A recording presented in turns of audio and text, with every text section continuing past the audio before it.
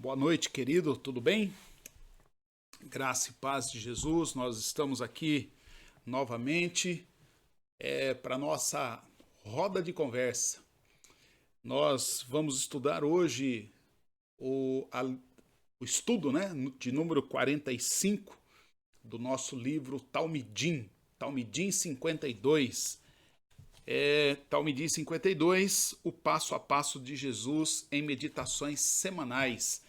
E esta é a semana de número 45 que nós estamos estudando. E hoje nós vamos falar sobre Lázaro.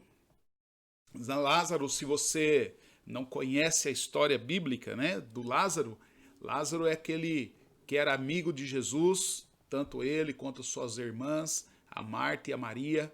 E Lázaro, ele adoece e vem a óbito. Lázaro falece. E a família dele, as irmãs, mandam uma notícia para Jesus dizendo que Lázaro estava doente, estava muito mal. E o texto diz que Jesus fica 2 dias ali, 4 dias ali ainda onde ele estava, e para voltar. E aí quando ele volta, o Lázaro já morreu.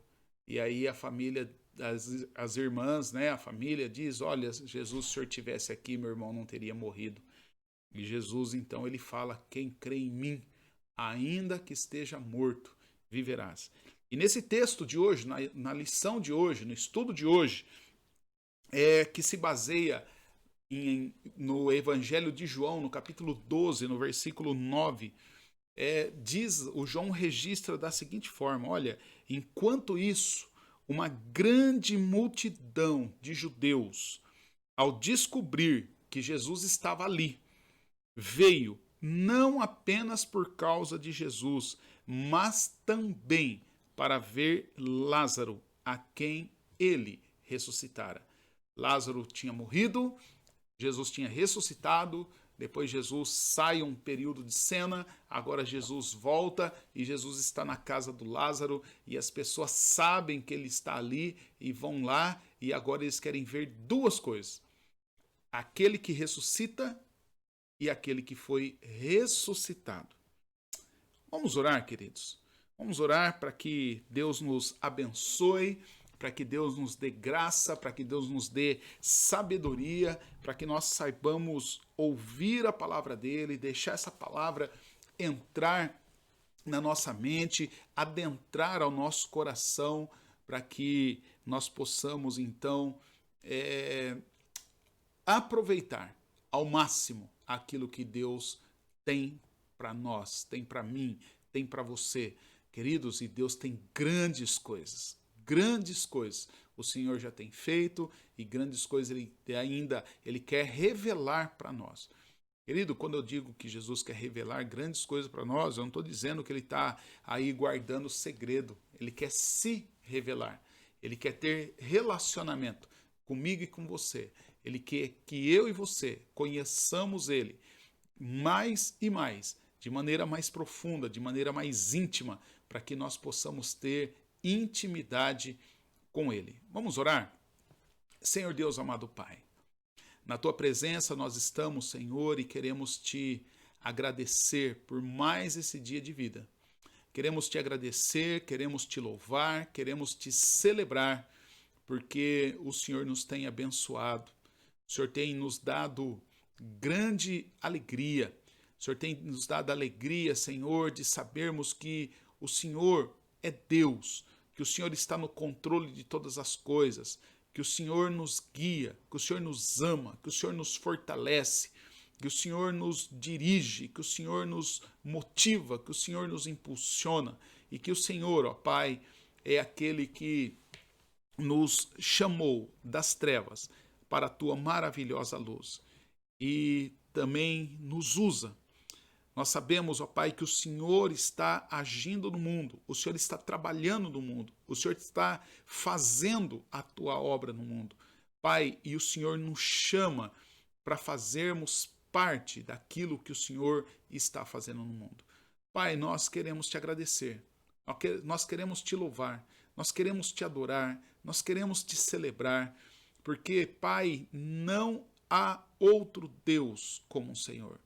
Um Deus maravilhoso, um Deus tão grande, um Deus de amor, um Deus, ó Pai, que não precisa de ninguém, mas mesmo assim o Senhor se importa conosco.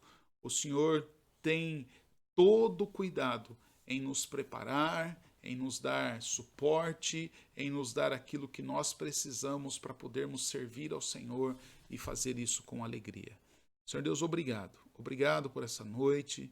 Obrigado pela oportunidade que nós temos de compartilhar da tua palavra. Senhor Deus, nós te agradecemos. Louvamos o teu nome. Senhor Deus, eu quero orar nesta noite de maneira toda especial. Sobre a minha vida, sobre a vida do pastor Simval, sobre a vida do pastor Evanir, sobre a viagem que nós vamos fazer, cuida-nos, cuida de nós, Pai, guarda a nossa ida, guarda a nossa estada lá em Apiaí, guarda o nosso retorno para as nossas casas, para as nossas igrejas. Senhor Deus, guarde os nossos entes queridos que ficarão aqui, filhos, esposas, Senhor Deus, os membros da igreja. Senhor Deus, dê a cada um segundo a tua misericórdia, segundo as riquezas da tua misericórdia. Senhor Deus, nós oramos pelo nosso país, oramos pelo nosso Brasil, oramos, ó Pai, pela situação dessa crise pandêmica de coronavírus que se intensifica, se alastra. Senhor Deus, nós pedimos em nome de Jesus, cuida de nós, cuida da tua igreja, cuida do teu povo. Nós nos colocamos nas tuas mãos e nós oramos assim, em nome de Jesus. Amém, amém e amém. Como nós já lemos o texto bíblico, eu quero ler de novo. E o texto diz assim: enquanto isso, uma grande multidão de judeus, ao descobrir que Jesus estava ali, na casa de Marta, Maria e de Lázaro, não apenas por causa de Jesus, mas também veio para ver Lázaro, a quem ele ressuscitara dos mortos. João capítulo 12, verso 9. Querido, as pessoas, elas querem ver. E elas querem ver, geralmente, os homens. Quando eu digo homem aqui, não necessariamente do sexo masculino, mas as pessoas querem ver outras pessoas. E querem ver pessoas a quem o poder da ressurreição se manifestou. Todo discípulo de Jesus, todo talmidim de Jesus, todo aquele que entregou a sua vida a Jesus, todo aquele que confessou a Jesus como seu Senhor, como seu Salvador, é uma testemunha da ressurreição. Todo aquele que confessa Jesus, professa Jesus, é uma testemunha da ressurreição. Sendo assim, existem diferentes maneiras de nós testemunharmos a respeito de Jesus. Paulo, o apóstolo Paulo, por exemplo, conta o que ele era antes de ser encontrado por Jesus no caminho de Damasco e a mudança que ocorreu com ele, ou ocorreu na sua vida, depois que ele se converteu ao Evangelho. Paulo, dando um testemunho de vida, ele diz assim: olha, anteriormente eu fui blasfemo, eu fui perseguidor, eu fui insolente. Aí ele conta do dia da conversão dele, que diz: mas alcancei misericórdia. Porque eu fiz aquelas coisas do passado, eu fiz na ignorância e fiz também na minha incredulidade. Mas, contudo, a graça do nosso Senhor transbordou sobre mim. E juntamente com a fé e o amor que estão em Cristo Jesus. Paulo fala, olha, há três momentos na minha vida. O momento antes da minha conversão, que eu era ignorante, era incrédulo, e aí por conta disso, então, eu era blasfemo, eu era perseguidor, eu era insolente. Aí houve o dia em que eu fui alcançado, fui encontrado por Jesus e por sua graça. E aí então essa graça sobre mim, ela transbordou e agora, juntamente com fé, com amor e tudo isso, a fé, o amor, esse transbordar da graça que está em Cristo Jesus. Essa é a primeira carta de Timóteo, no capítulo 1, versos 13 ao 14. Paulo conta esse testemunho àquele jovem pastor. O encontro com Jesus, ele tem esse mesmo poder que houve em Paulo, ele tem o mesmo poder ainda hoje de transformar pessoas. A história de vida de um discípulo de Jesus, de um talmidim de Jesus, toda a sua vida, toda a sua história, ela está dividida em antes de Jesus e depois de Jesus. A Bíblia, ela conta a história de um cego. Era um cego de nascença. E esse cego foi curado por Jesus. E o testemunho do cego, ele foi, assim, extraordinário e foi convincente. O testemunho do cego foi: Jesus me curou. Isso é um fato. Ele fala, antes de Jesus me curar, ou seja, Jesus me curou no dia que ele me encontrou. Porque antes de Jesus me encontrar, eu era cego.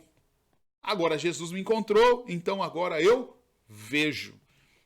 Antes de Jesus, cego. Depois do encontro com Jesus, eu vejo. Isso está registrado em João, capítulo 9, verso 25. Mas, querido, há algo mais no testemunho dos discípulos de Jesus. E o que é esse algo mais? Não basta dizer o que Jesus fez na minha vida. Não basta dizer o que Jesus fez na sua vida. É preciso mais. Jesus, ele condicionou o testemunho dos seus talmidins, dos seus discípulos, ao poder do Espírito Santo de Deus. Jesus, ele deixou claro para os seus discípulos que eles não deveriam fazer absolutamente nada antes deles receberem o Espírito Santo de Deus.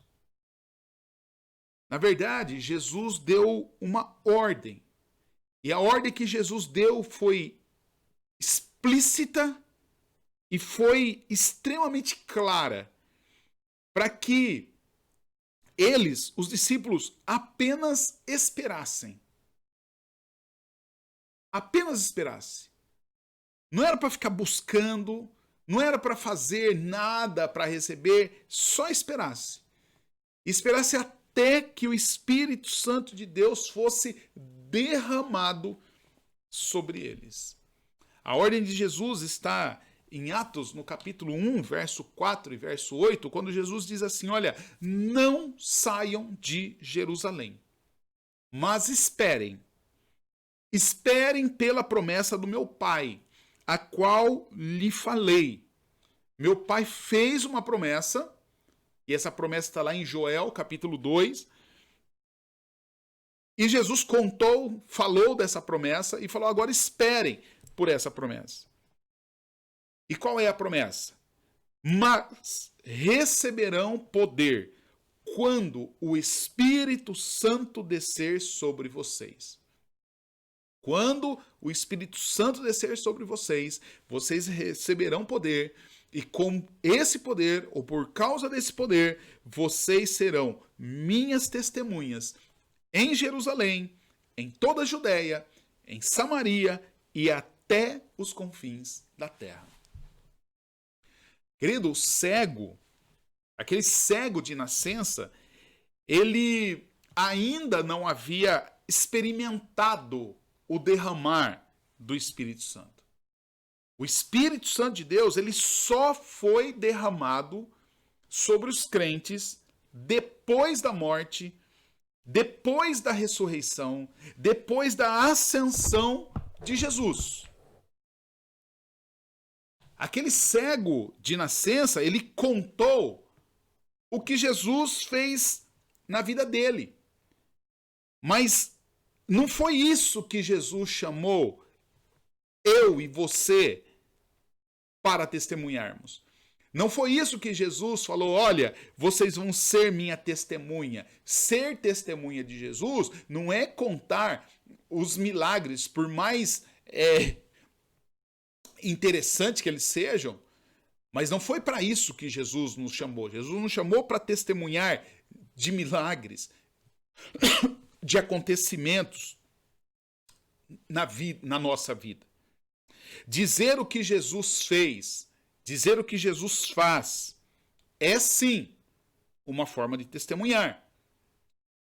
Mas ser testemunha, e testemunha do poder da ressurreição, implica em que eu e você estejamos revestidos desse poder, do poder do Espírito Santo de Deus.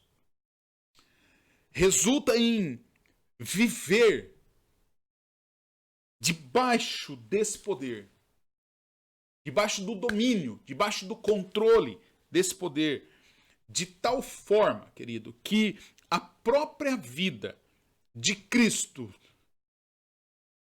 seja reproduzida em cada um de nós. A vida de Cristo seja reproduzida em mim. A vida de Cristo seja reproduzida em você. A vida de Cristo seja reproduzida em nós. Quando isso acontece, quando a vida de Cristo é reproduzida em mim, quando a vida de Cristo é reproduzida em nós, então as pessoas que estão ao nosso redor, elas começam a prestar atenção. E elas começam a reparar.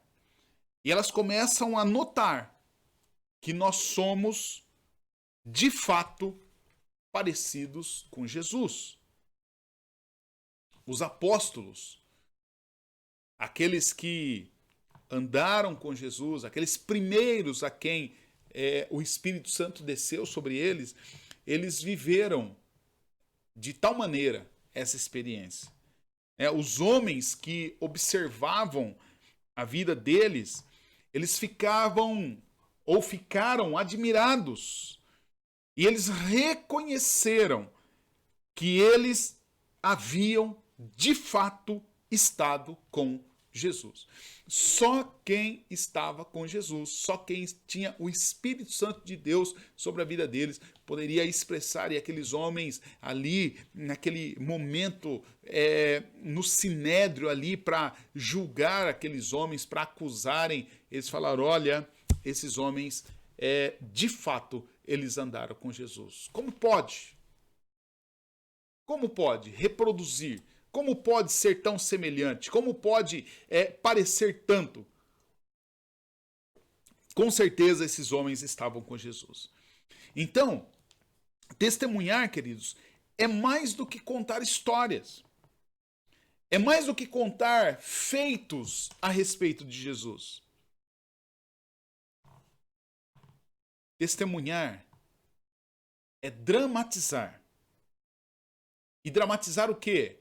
Não é fazer um drama, fazer de conta que você é crente, fazer de conta que está acontecendo algo na sua vida. Não, é dramatizar a própria vida de Jesus. Testemunhar é transbordar de Jesus, é deixar Jesus escapar pelos seus poros, é exalar Jesus, é ser uma expressão visível de Jesus. Por isso que há um canto que dizia assim: olha, que a beleza de Cristo se veja em mim. Gozo, paz, pureza, que tudo que Cristo tem, seja visto na minha vida. Isso é testemunhar de Jesus. Então, o Lázaro, ele é o protótipo da testemunha. Um homem impactado pelo poder da ressurreição.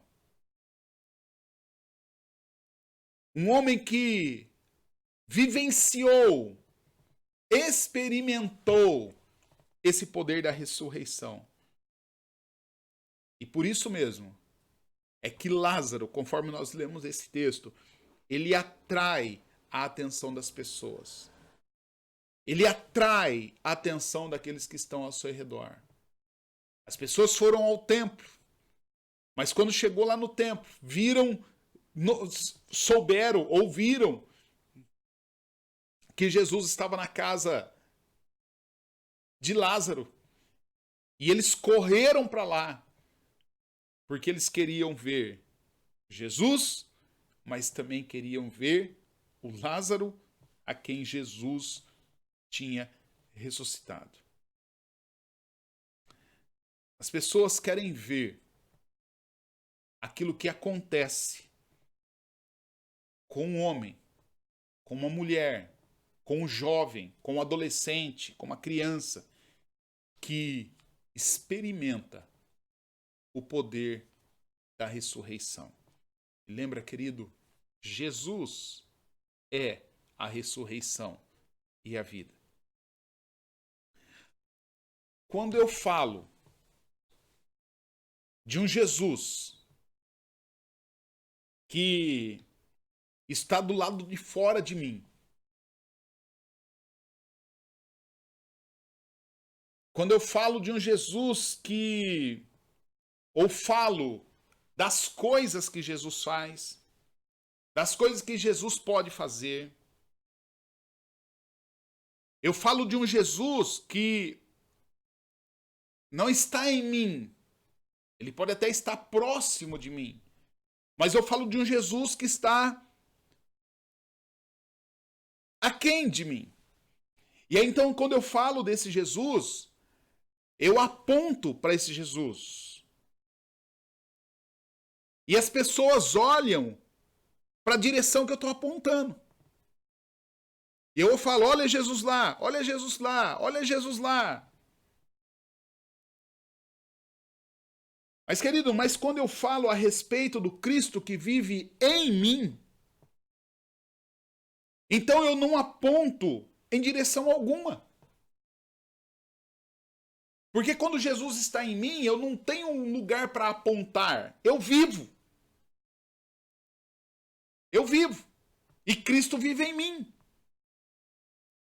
E aí então a presença de Jesus, ela é percebida não porque eu aponto, mas ela é percebida em mim, na minha vida. Enquanto Cristo vive em mim, eu vou me tornando um homem tão profundamente diferente. À medida que Cristo, eu vou evidenciando Cristo vivendo em mim, eu vou me tornando tão profundamente diferente que somente se explica essa mudança, essa diferença pelo poder da ressurreição, da vida de Cristo em mim. Dizem que o Francisco de Assis disse: pregue o evangelho o tempo todo e, se necessário, use as palavras. Isso que disseram que o Francisco de Assis disse é o teste do testemunho cristão.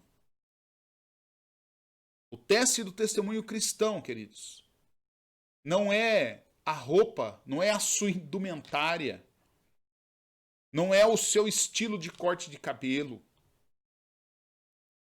O teste, se você é ou não cristão, é revelar Jesus na sua vida sem usar palavras.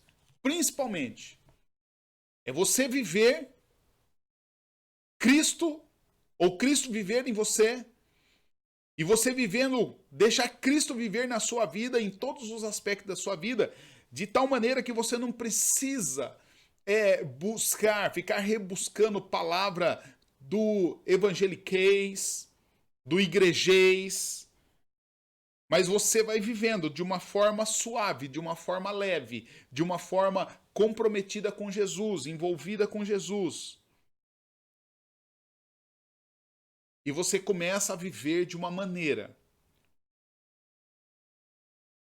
que Jesus é expresso, é expressado na sua vida, através das suas ações, através da sua atitude, através do seu jeito de viver, através do seu jeito de ser, através da sua coerência, através do seu caráter, através dos seus propósitos, através dos seus valores. Por isso, querido, ser discípulo de Jesus vai além, muito além de acreditar em Jesus. A palavra de Deus diz, na carta de Tiago, ele pergunta, olha, você crê em Deus? O diabo também acredita. E além de acreditar em Deus, ele treme de medo. Mas a grande questão é que Cristo não vive no diabo, então o diabo continua sendo diabo. Ainda que ele creia, ainda que ele trema. Então, querido, isso para mim, para você, ser discípulo de Jesus extrapola o acreditar em Jesus. Ser discípulo de Jesus extrapola prestar culto a Jesus. Ser discípulo de Jesus extrapola fazer coisas aparentemente agradáveis aos olhos de Jesus. O que é ser discípulo de Jesus? Ser discípulo de Jesus, queridos, é viver sob o poder da ressurreição. E ficar tão submerso nesse poder da ressurreição, até que sejamos confundidos com o próprio Jesus. A grande verdade, queridos, é que isso leva tempo. A grande verdade é que isso demora para acontecer. Porque todos nós estamos em obra. E onde há obra, há confusão, há tumulto, há barulho, coisas quebram. Então, queridos, no início da caminhada com Jesus, nós somos, na verdade, mais capazes de contar para os outros aquilo que acontece, aquilo que Jesus faz, aquilo que Jesus continua fazendo em nós. Nós queremos falar do quanto Deus é maravilhoso, de como tudo encanta.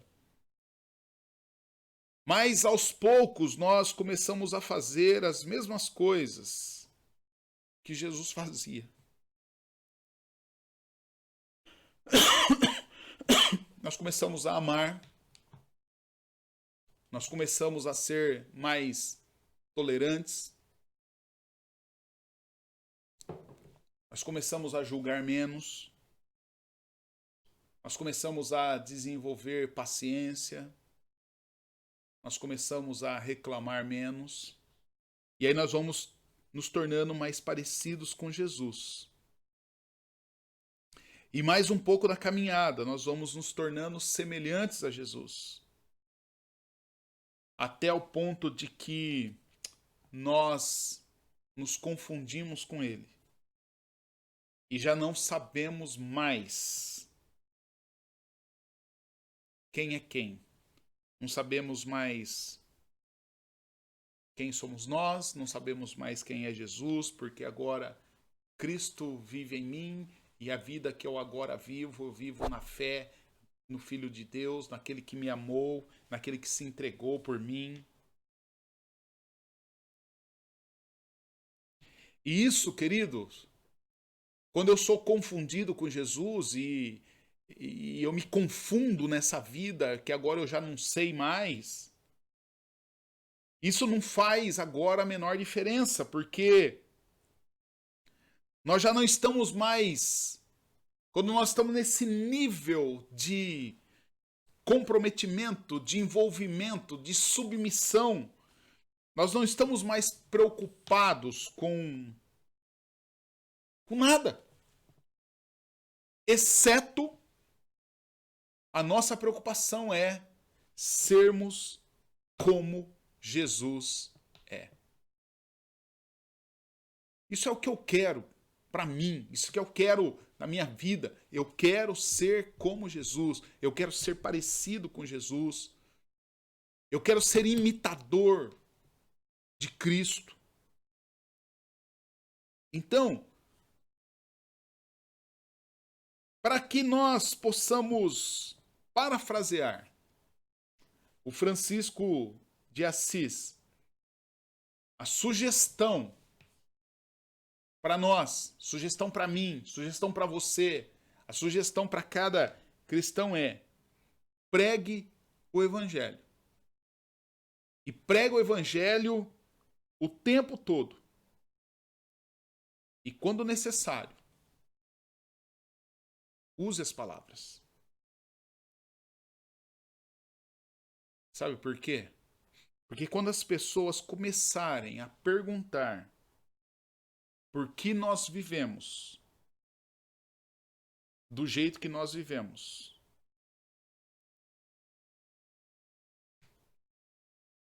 e por que nós vivemos do jeito que nós vivemos, é o jeito de se viver. E quando as pessoas ficarem impressionadas com o nosso caráter íntegro, com o meu caráter íntegro, com as minhas virtudes, com as suas virtudes, com as nossas virtudes espirituais, quando as pessoas ficarem impressionadas com o nosso estilo de vida amoroso e perguntarem, mas o que é isso?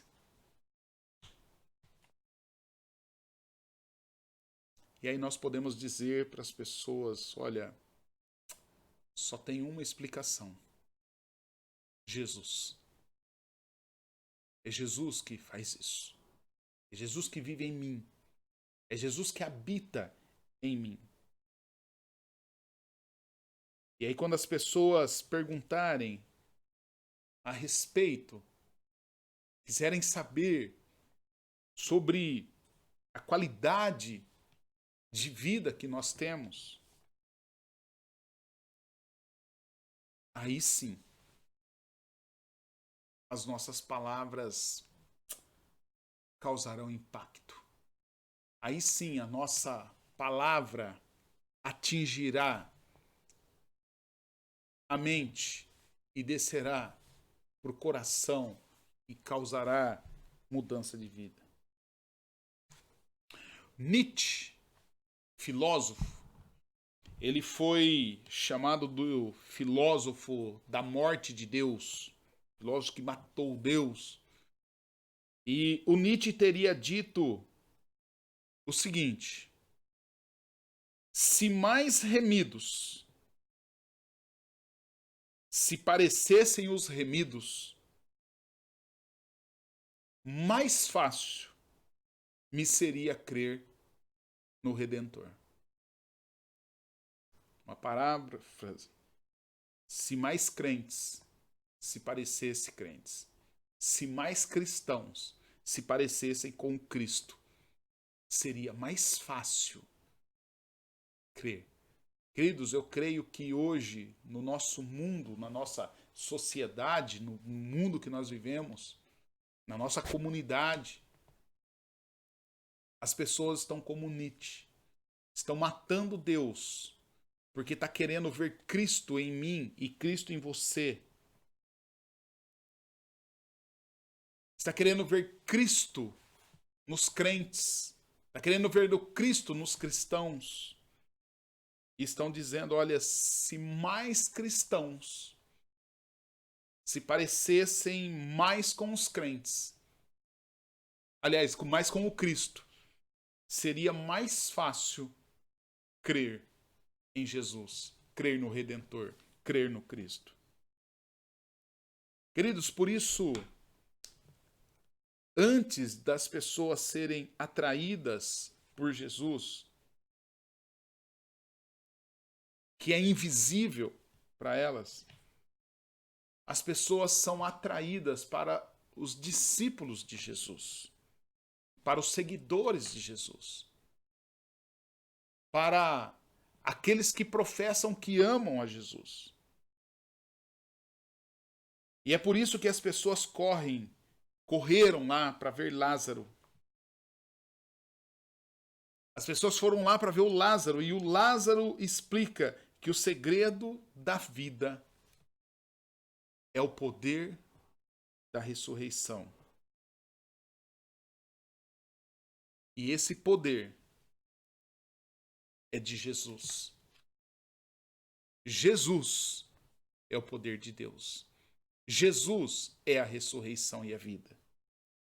Lázaro reflete Jesus. Jesus se torna visível em Lázaro. O homem ressurreto. Aquele que... E quem é o homem ressurreto? É aquele que Paulo explica lá na carta aos Efésios, no capítulo 1. É aquele que Deus, em Cristo, o alcançou e o transportou do reino das trevas para o reino da sua maravilhosa luz e deu a ressurreição. Já foi ressuscitado. O homem ressurreto, o homem alcançado pela maravilhosa graça de Jesus. Esse homem, essa mulher, esse jovem, esse adolescente, essa criança é o maior argumento de Deus. É o maior argumento da graça manifesta do Cristo para aquele que Deus ama e quer alcançar e quer atrair com a sua maravilhosa graça. Por isso, queridos, eu cresci ouvindo as pessoas dizendo assim, olha, não olhe para mim, olha para Jesus. E quantas vezes eu usei essa fala como que numa espécie de sair do palco, ou como que referendar as minhas atitudes ou as minhas faltas, as minhas falhas. E a palavra de Deus diz, Jesus nos ensina que antes de eu ganhar alguém para Jesus, eu ganho essa pessoa para mim. Eu sou alcançado por Jesus, e aí alcançado por Jesus, eu passo a viver na prática das boas obras, aquelas que Deus preparou para que nós andássemos nela desde antes da fundação do mundo. E eu pratico essas boas obras, não é em sigilo, não é escondido, não é só para Deus ver. Eu pratico essas obras diante dos homens, para que os homens vejam as boas obras, as boas coisas que eu estou fazendo. E quando os homens veem as boas coisas que eu estou fazendo, eles veem Cristo em mim e dão glórias a Deus Pai. E assim Cristo se torna mais e mais famoso através da minha e através da sua vida. Querido, que a beleza de Cristo seja vista na minha vida e que a beleza de Cristo seja vista na sua vida e que Cristo seja revelado através das nossas vidas a essa geração corrupta e perversa, mas totalmente carente da glória, da graça, da salvação, da redenção de Deus. Que sejamos, eu e você, a começar em mim, mais um cristão, cada vez mais parecido com o Cristo, para facilitar que as pessoas creiam no Cristo de Deus.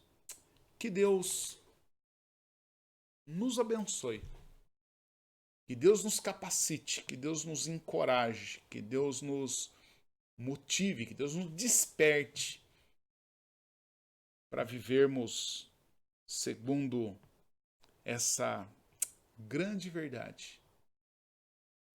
E que sejamos, queridos, atraentes, não pelaquilo que nós temos de nós mesmos, mas pelo poder da ressurreição.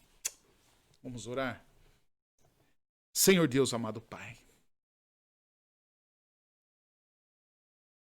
que a beleza de Cristo, que a tua beleza seja vista nas nossas vidas, seja vista na minha vida.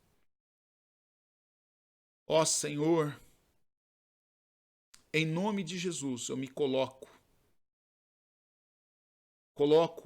a vida de cada um dos meus irmãos, coloco a vida dos meus familiares, coloco a vida da minha família, esposa, filho, daqueles que o Senhor me deu para liderar na igreja, cada adulto, cada jovem, cada adolescente. Senhor Deus, que sejamos capacitados pelo Senhor a cada dia revelar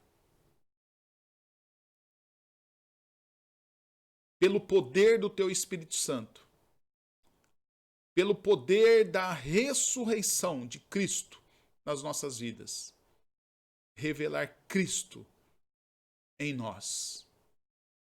E que as pessoas vendo Cristo em nós tenham esperança da tua manifestação, da tua redenção, da tua salvação, da tua glória. Ó Senhor Deus, tem misericórdia de nós. Tem misericórdia do teu povo. Tem misericórdia da tua igreja. Tem misericórdia de mim, Pai. E ajuda-nos. Dirija-nos. Capacita-nos. Usa-nos para o louvor do teu santo e bendito nome.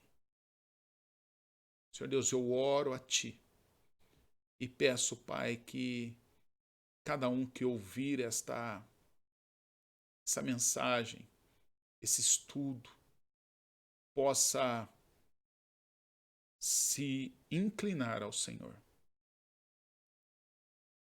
possa se submeter ao Senhor, possa ser alcançado pelo Senhor,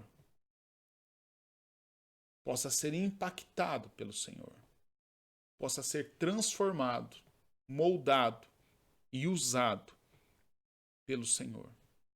E nós pedimos isso, Pai, para a tua honra, para a tua glória, para que o Senhor, e somente o Senhor, fique cada vez mais famoso através das nossas vidas. Nós oramos, agradecidos em nome de Jesus. Amém. Amém.